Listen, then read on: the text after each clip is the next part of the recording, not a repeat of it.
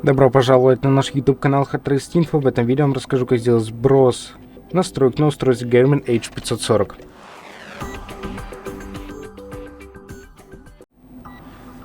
Возьмем наше устройство, нажмете на стрелочку наверх, нажмете, затем нажмете на эту кнопочку.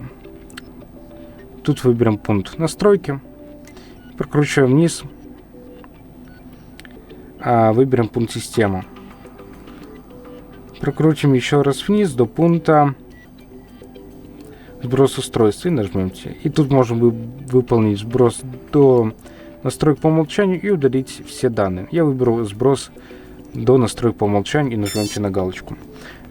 И на этом все. Большое спасибо за просмотр этого видео. Ставьте лайки, подписывайтесь на наш YouTube канал и до новых встреч.